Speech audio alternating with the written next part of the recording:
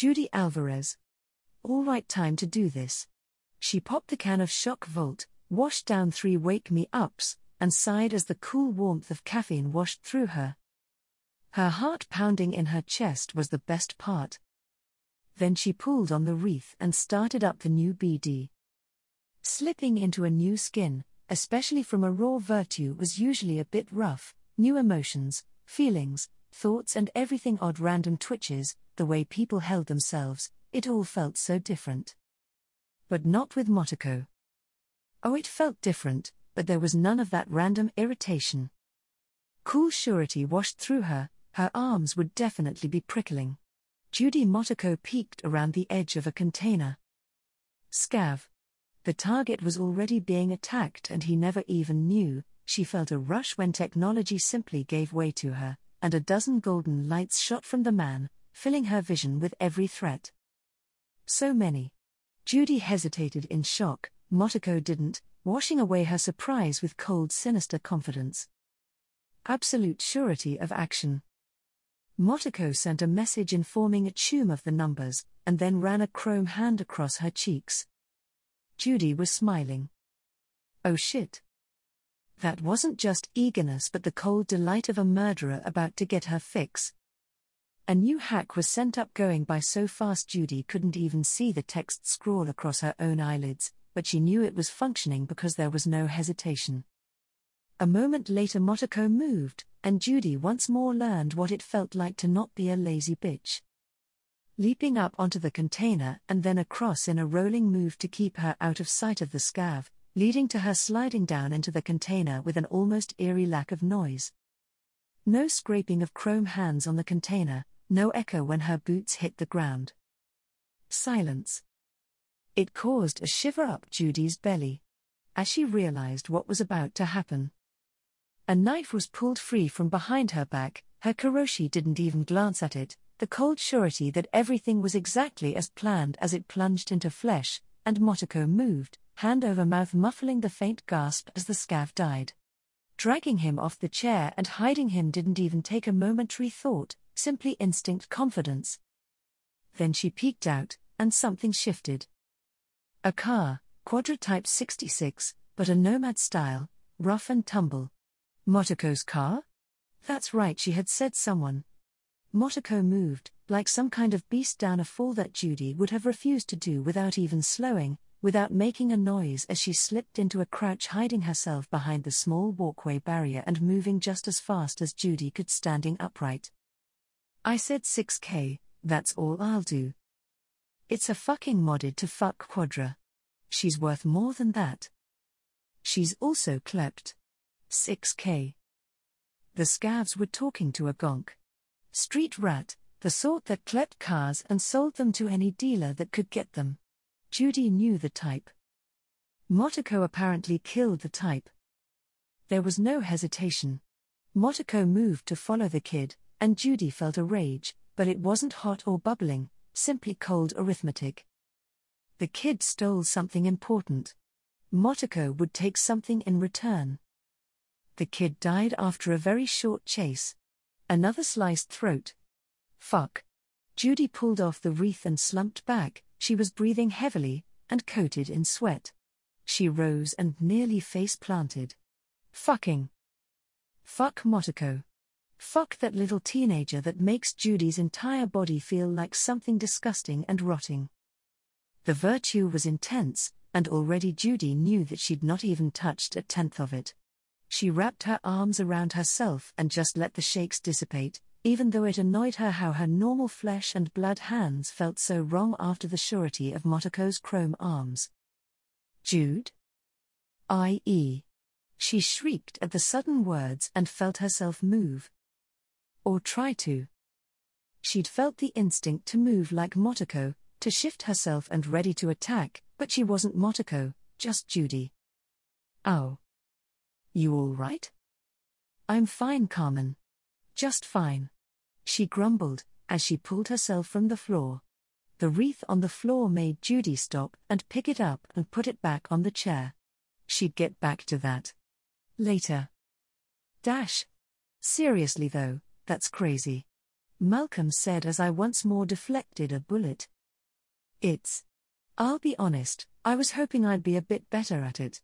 I had a definite limit to the amount of bullets I could parry even with the Sandy. You seem pretty fucking good at it already, Chum. Malcolm offered, but I shrugged. Could deflecting a bullet save my life? Definitely. But could someone with a rifle, or an SMG still riddle me with bullets? Yeah, that was a problem too. Also, I had some worries about certain kinds of weapons. I was fairly confident I could do it for most tech weapons, but what if they were overcharged? What if it was a sniper? As awesome as it was, and it was, deflecting a bullet with a sword was the most weeb shit of all time, and I loved it, but there was still a worry about how useful it was. At least that's what was running through my head, before I remembered that having the ability to block a couple bullets, even if not everything, was already better than 99% of people. Sure, there were edge runners that could do it, but not many, and not many would have the confidence that I did. So, it was an additional layer of protection in some circumstances. It was awesome, and more importantly. I nodded and Rebecca cackled as she pulled the trigger, and once more a shriek and burst of sparks later the bullet hit the wall behind me. Fuck yeah. Rebecca cried out along with the gasps of delight from everyone else. It was a great party trick. I flourished my blade before doing a quick check over it, but it was fine. I'd angled the blade correctly to deflect the bullets and not just let them destroy the edge. Then I sheathed my sword. Okay, I think that's enough for now. Dude. You have to make a BD of that. Malcolm called out, waving at me, and I grinned. That'd be cool. I agreed and walked over to plop down on the van. Fujimura's men had come and gone, and cleared out a good chunk of our stock. We'd grabbed a lot of random stuff from the scavs, medical beds, and surgery equipment, and Fujimura had been interested. Unfortunately, there hadn't been a lot of completed chrome crates. They must have already transported most of their goods. It didn't matter. I was just happy to make some eddies, everyone was happy, and I had gotten to show off my cool new trick. So what's the plan? I asked, and Hiromi just continued to kick her legs happily. She'd relaxed after I'd proven I wasn't crazy for having my chum shoot at me. Well, that's most of it. There isn't too much left, we can put it in storage and piecemeal it out, so we don't have to push for big sales right now. Hiromi explained, looking behind us into Ichi's truck. Honestly, I wish we could have grabbed everything. There was a lot of useful bits in that skyscraper, but Bargast had been very interested in us even after we had the guys come and check us out. We'd had Bargast trucks pull into the skyscraper the moment we drove out. It was rather telling that they acted pretty aggressive. I think they only let us leave because we only had so much stuff we could take. If Ichi had brought the behemoth, we might not have been allowed to leave. Stupid Bargast. Stupid scavs.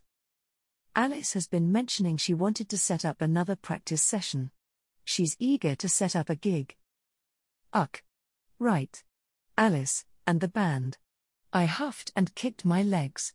Stupid responsibilities. I just wanted to do what I wanted, whenever I wanted. Malcolm tapped his fist into my shoulder. Come on, Chum, don't pout. I'm just busy.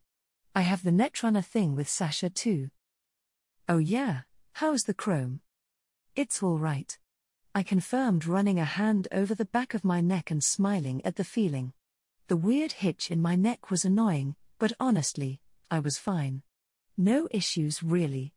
I'm probably ready to give it a real test. Hair. That'll be interesting to see. You need me? He asked, and I nodded. If you have the time? Sure, Chum. Or. Hiromi whined.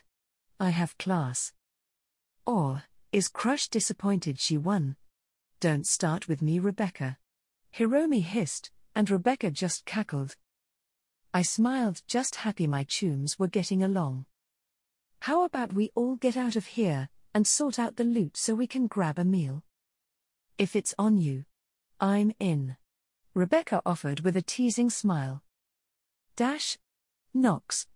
There was something freeing about knowing without any doubt that the men trying to kill you were incapable of it. The ghost. The Onryo was untouchable, and the havoc it was causing was insane. Nox had never seen anything like it. And yet, there was a cold confidence that nothing these scavs did would be able to stop her. He'd only seen the Onryo a few times, always out of the corner of his eye as he rushed through the shadows hunting another stupid scav gonk. And each time he'd wanted to still and watch. She looked so real. The ghost of Motoko, white hair and red eyes, clinging to scavs' backs, and scratching along their face, or covering their eyes, whispering in their ear or worse. His attention was dragged along with Motoko, who never lost sight of her goal.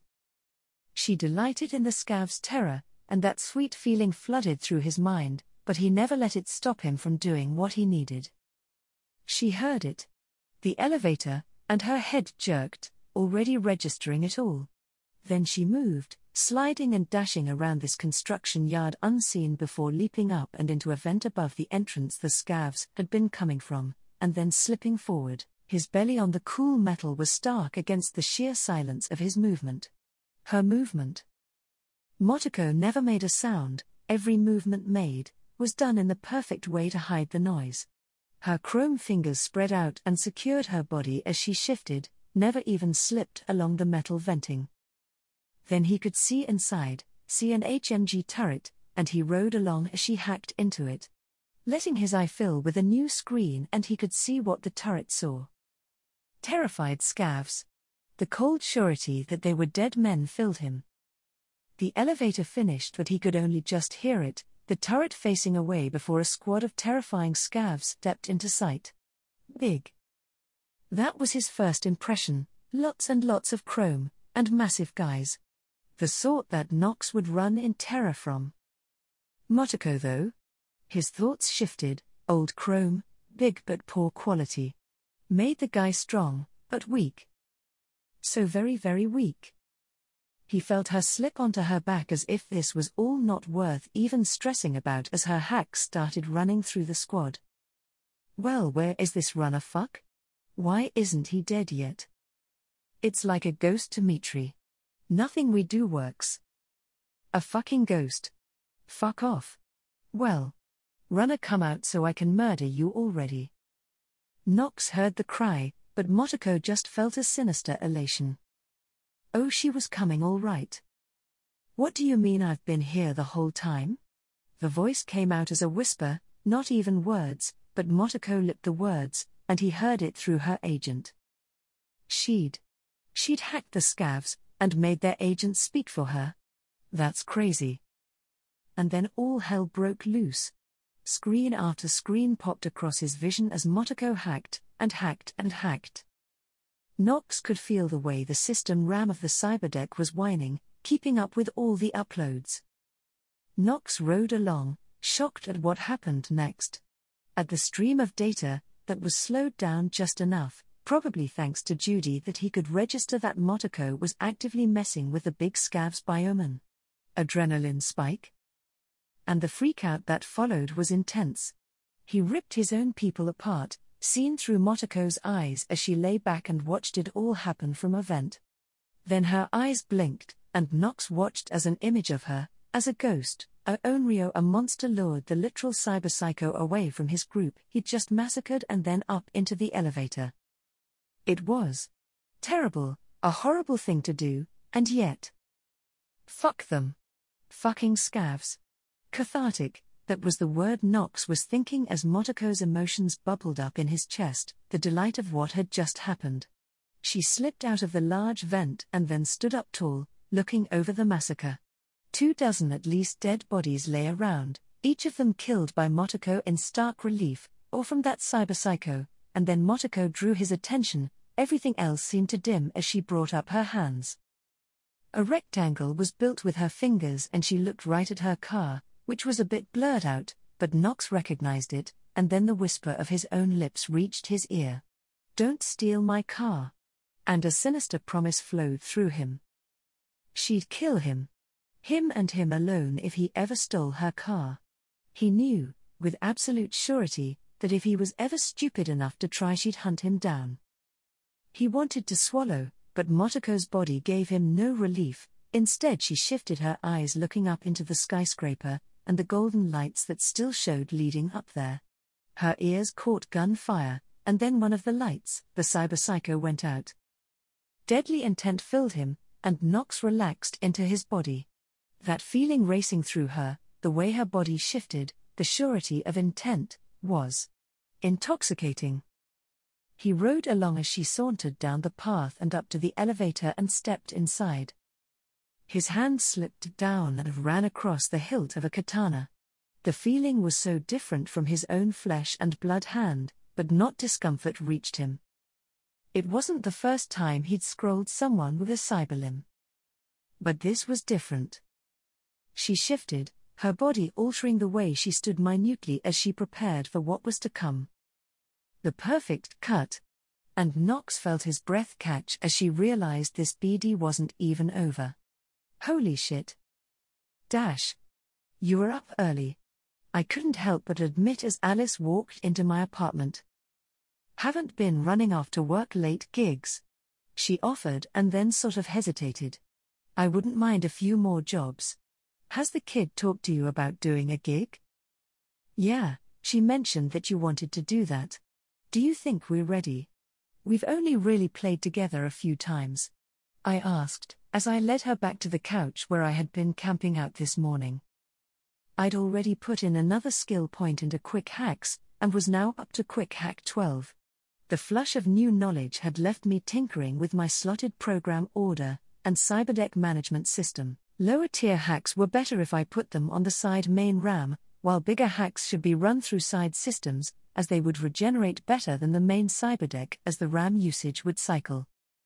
If I pulled everything from my X disk, then I'd be pulling from the main cyberdeck and whatever other system I drew resources from.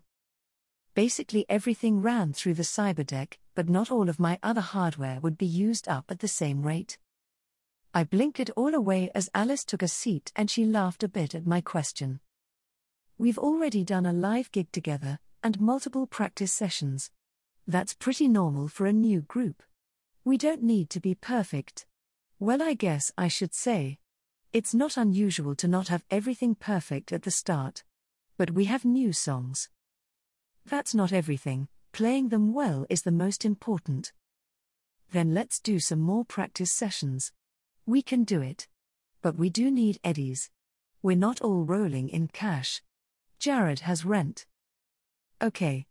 Right. You're right. I pushed my normal mentality to the side. I had a band, and they had needs, and if I let my own feelings control this, I would never end up back on stage again.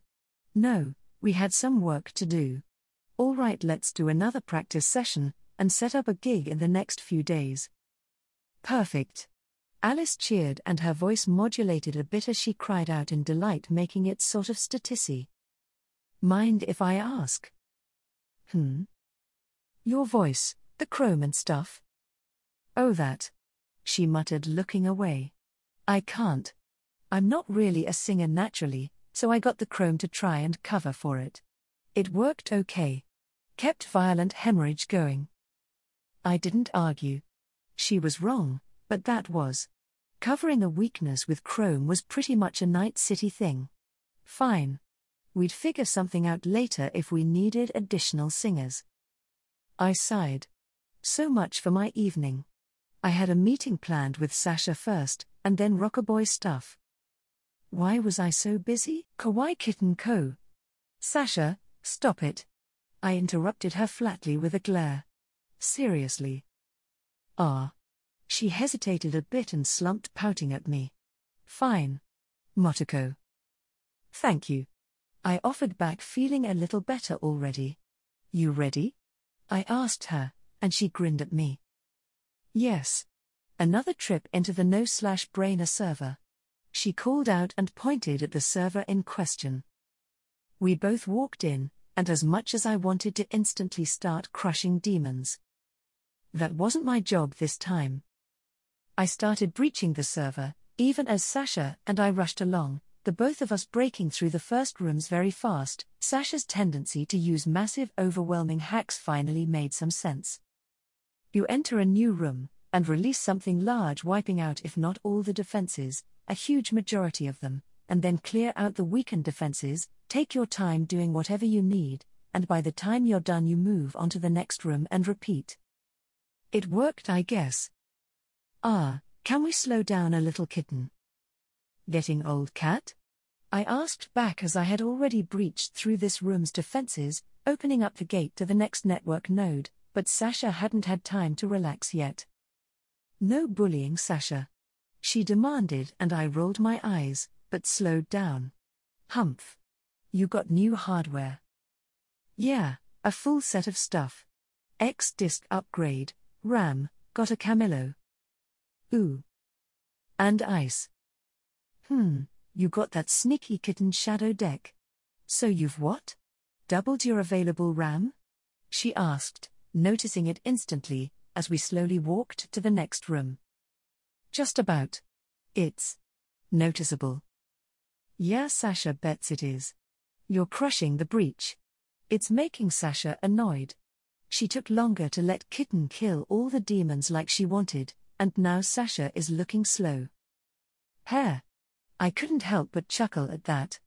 I think you're a very strong runner, Sasha, I offered, because frankly, those massive hacks she threw around like candy were clean. The quick hack themselves weren't anything to write home about, but Sasha wasn't a programmer. She was a netrunner. Everything she did was clean, practiced, and with all the mistakes removed over years of practice. She'd tear me apart if we fought. I might be able to escape her, but she was just that much better than me when it came to the essence of being a netrunner. Hee. Sasha is happy. And those feelings are gone. Stop talking about yourself in the third person, it's creepy. Bullying again? She whined, and I knew that whatever it was that made her act this way was going to be a constant thing. Ready for the next room? Yes. She chirped happily and raced ahead, and by the time I entered the room the faux heat wave of her program rippling across the room washed over me. Thankfully it was entirely visual, a distortion of the server as it handled a massive load increase. I'll get the bridge. I called out, wishing I could just slay demons cause XP, but I needed to prove to Sasha I could handle both sides of what was needed. I rushed to the access node. The glowing bit of data was already clear of demons, but its defenses were active. It instantly tried to lock down on me, but I threw its probes into my new ice and let it get chewed up there, letting me attack without distraction as I breached through. Instantly an array of security systems rushed over my eyes, but I wasn't bothered. This was ancient shit. I didn't even need to actually crack it like Sasha had. This was a 20-year-old defense program minimum, and likely older than that. I could have simply inputted a security key from the manufacturer, and altered the IFF of the server defenses. But that would be cheating, and wouldn't show off what I could for Sasha. This was a test to see how well we could work together, and how well we each could handle the job. I was the apprentice here. Even if I refused to let Sasha think of me like that. She totally already did. But still. So I was proving my place. Also I could beat Kiwi in a silly game just because. I killed the distractions in my head, and simply attacked. The security gate whined as I pinned its grasping defenses one by one before reaching the core, and flipping the switch. The moat bridge appeared. Way to go. Sasha cheered, even as she continued to wipe out the slowly returning demons. I pulled away. No sweat, I assured her, and we both raced across. I did manage to get a few demon kills on the way. Dash. Kitten isn't done? Sasha asked, after we left the server, having run through it without any issue. I'm going to run it solo, get some practice. You sure? Sasha can come with? I was going to deny her, but if you aren't doing anything you're welcome to follow along. I offered, and she lit up brightly, smile stretching across her face. Yes. That sounds fun. She offered, for once not sounding like she was trying to be cute. Come on then. Let me handle everything unless I totally mess it all up. He. She laughed. Don't take it bad, kitten, but I almost hope you do, just so I can see it. But your senpai believes in you. Thanks, I said flatly and slipped back into the server. I had way more RAM, and better yet, the hardware to keep my cyberdeck from overuse. So when I entered the first room, I went all out. Unlike Sasha, who used massive node clearing hacks, so she didn't have to aim, or set up any sort of use process, I did the opposite. Dozens of low RAM hacks instantly loaded up. I felt the strain of it for a second and instantly began adjusting the workload processes. The program would load RAM from each of my pieces of cyberware. Even the self-ice had enough RAM it could run a double load of Heat Bullet, which meant instead of overloading my cyberdeck running so many consecutive programs, it was actually only the initial activation, and then aiming that was loaded on my cyberdeck. Then the program list went from a dozen to 2, and exploded out of me, racing across the server like fireballs, each of them smashing 2 or 3 into demons that had been already heading towards me. Sasha had been right. Overwhelm the initial defenders, and by the time you were ready to move on, you were cooled for the next room. That's the sort of netrunner knowledge that my system didn't really show me as such. 250 XP gained. 250 XP gained. 250 XP gained. 250 XP gained. 250 XP gained. Level up achieved. 1 stat point gained. 1 skill point gained.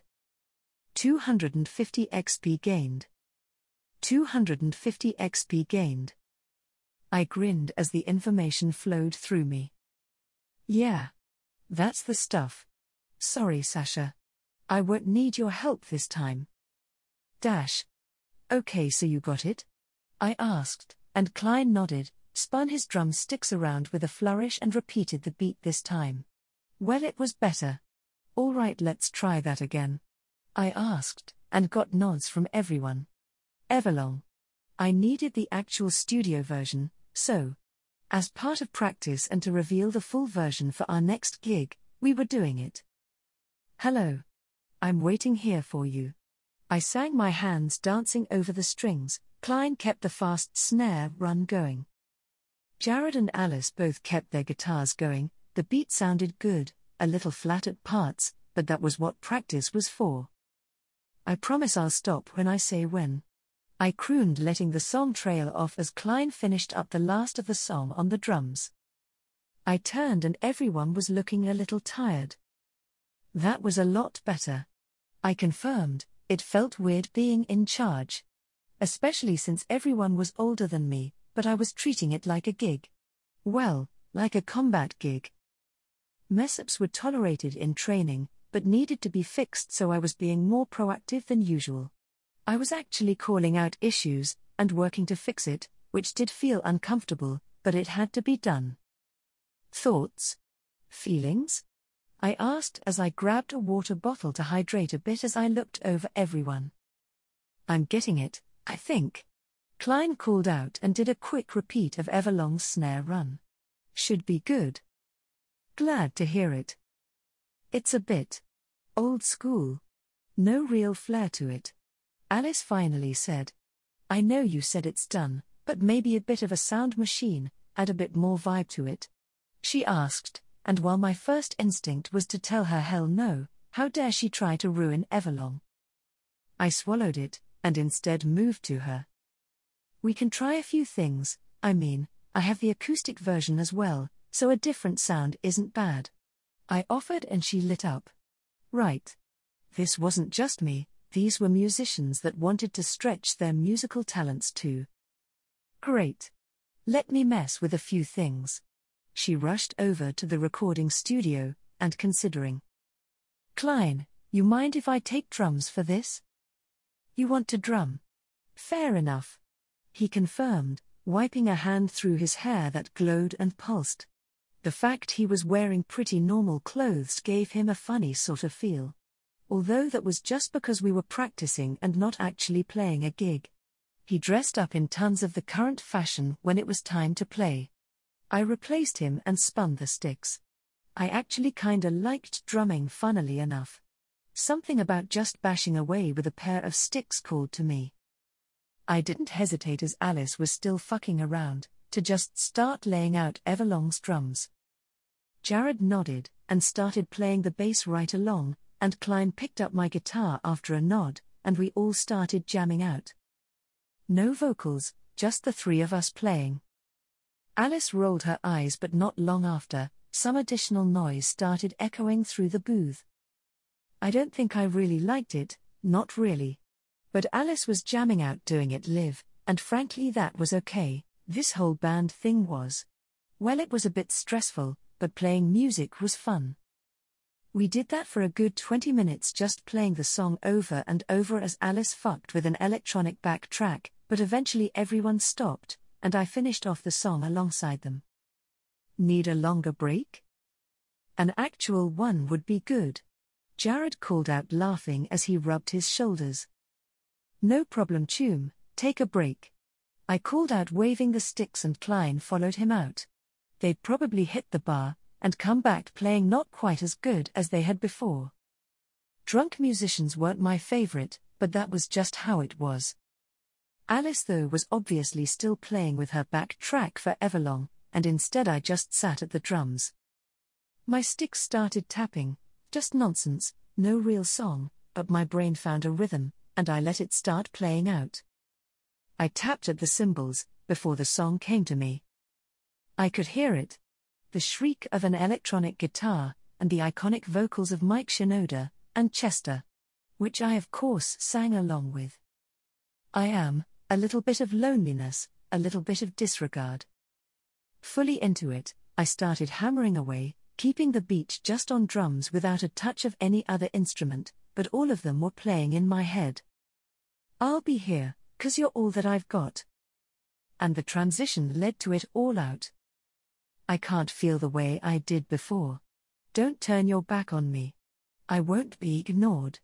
Chester's iconic scream ripped out of me, even as I hammered the drums, smashing everything out.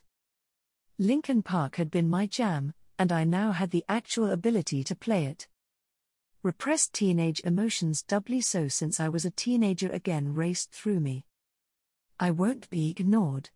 I spun the sticks as I slammed the final notes and sat back, letting myself go a bit limp as I stared up at the ceiling before closing my eyes. Linkin Park fucked hard. Okay, seriously? Another song? I blinked, opening my eyes and looking to see Alice had walked back into the booth. What the hell was that? Faint. That's the name of the song, I offered, in a weak explanation, but she was just looking at me like I was some monster. Let me guess, you got the guitar and bass track planned out too? And the electronic track? I offered because I wasn't really in the mood to be. Are you complaining I have more songs I want to play?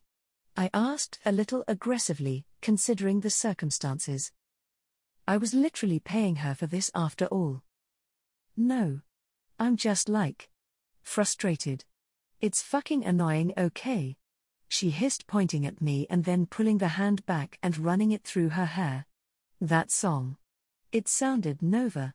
Are we going to play it? Yeah. We're going to play it. Maybe not at our next gig. Why not? It could be a thing if you want to keep pulling songs out of yo out every day. Make it so every gig has a new song played at the end. It'd be the sort of gimmick that draws a lot of attention. I blinked at the idea. It sounded cool in theory, but can we get everyone to learn a new song every time before we have to play? She winced a bit. You know what? Fuck it. Yes, we can. We'll fucking do it if we have to. She said. Obviously Alice found her spine and wasn't quite glaring at me, but I got the feeling she was feeling slighted. I'd insulted her in a way, not directly I think, but because I was pulling out songs and she had probably struggled. Yeah, I felt bad. She was a shit singer, but still a musician. Still someone who wanted to live making music. Okay then.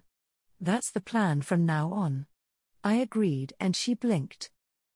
Really? Alice.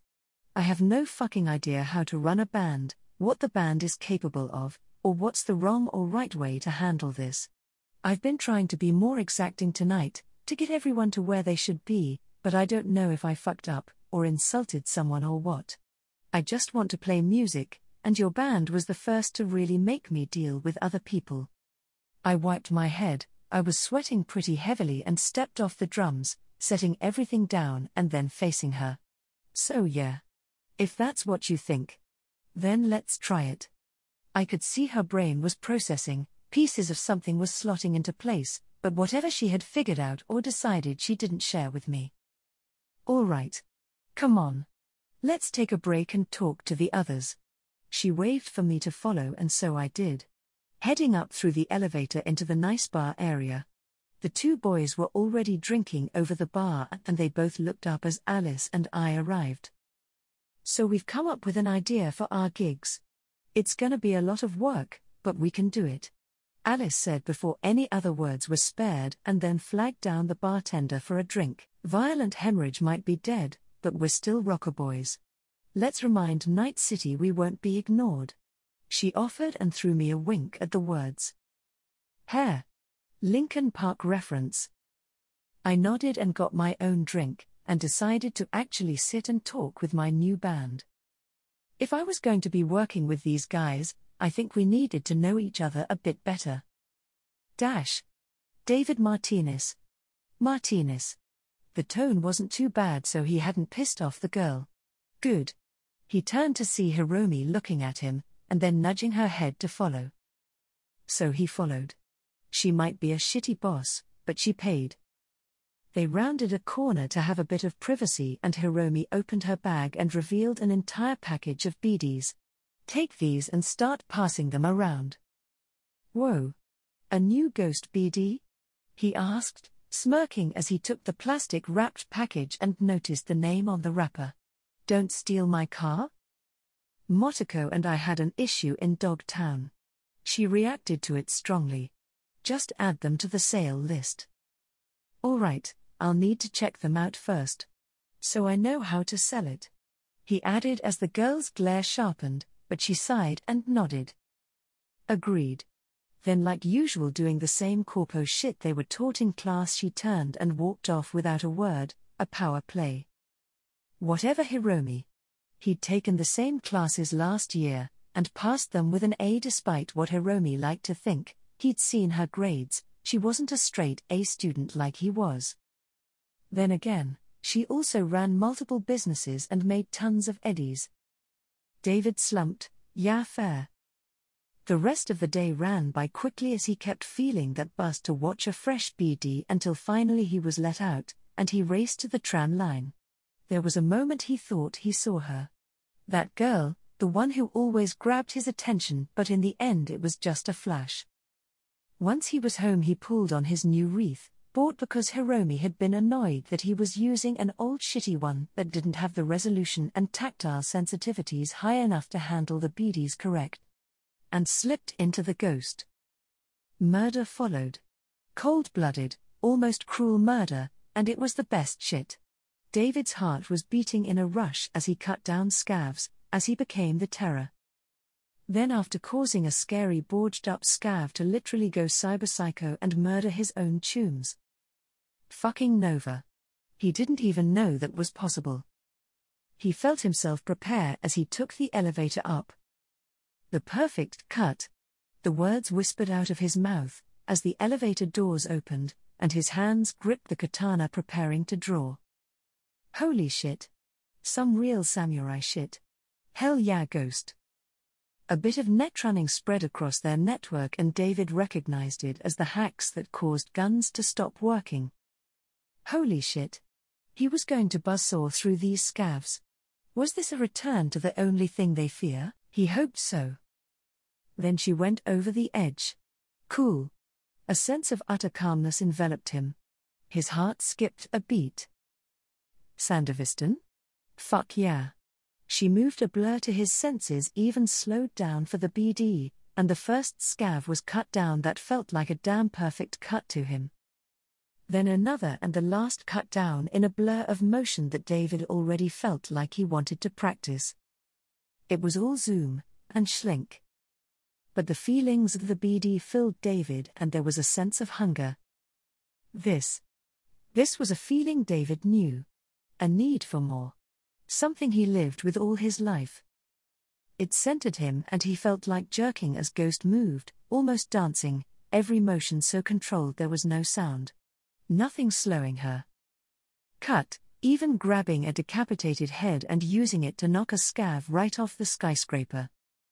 Nova. So fucking Nova. Then more, and more.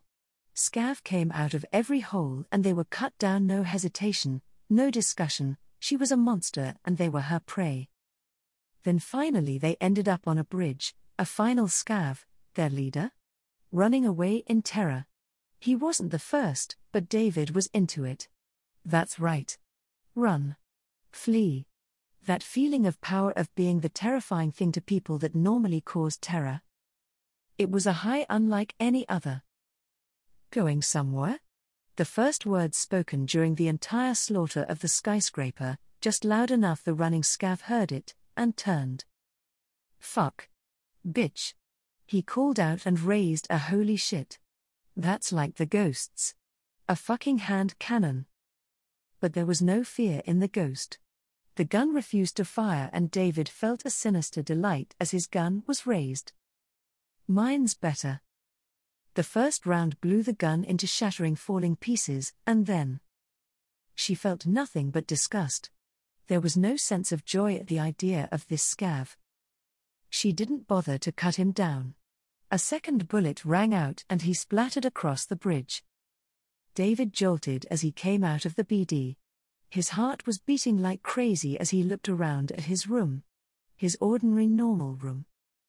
Fuck. That was so Nova. Hiromi actually knew the ghost. Motoko, just another kid like him, even younger even yet. She could do all that? His hands shook as he ran a hand through his hair. He could do that too, right? Be some crazy edgerunner. Kill people and stuff? If she could, why couldn't he? Right? He looked around at his normal room, in his normal apartment, and that hunger that had burned in Motoko burned in him. That need for more. Yet. He flopped back on his bed. I better play it again. So I can tell everyone about it. He muttered, pulling the wreath back over his eyes. One more time to feel dangerous. One more time to leave his normal life behind.